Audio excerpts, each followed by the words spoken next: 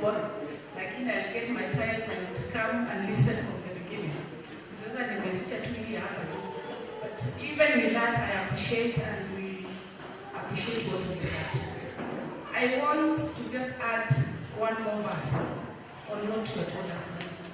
That is Judges 7, 5, 6, 7 hapo. You know, kwa sasa tuko wakati wa war. Kama vile Gideon was in war. Na sasa Gideon had this big army, like the way we have Azimio.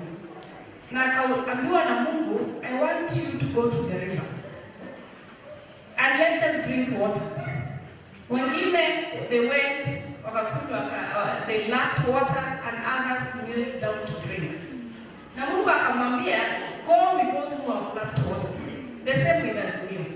Tulikuwa wengi sana wa Azimio, and by the time things are serious in politics, His Excellency, men are going to run away.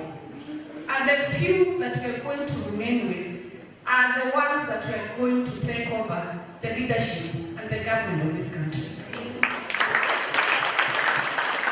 Mimi kama bunge wa Wiper, mimi nakojea tu hiyo majina iletwe bungeni ya hiyo nomination ya CS. Na sisi watu wa Wiper tutavote no.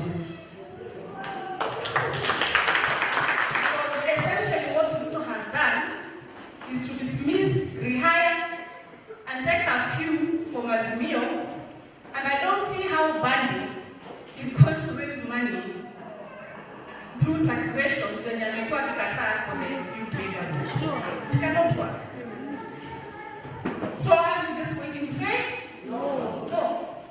And we are going to take our position in the opposition, and we thank you, His Excellency. What Bishop amesema leo, not all doors is not time to take any offer. And we are happy that you did not take that offer because it was not from God. So tunasimama na wewe, tunakuombea, tutasema no to those names, and we are going to show this country the direction. So mimi sitaki kusema mengi, na ngojea tu kusema hayo, na tunangojea kuingia Ikulu ya Kenya. Asante Mungu. His Excellency. Asante.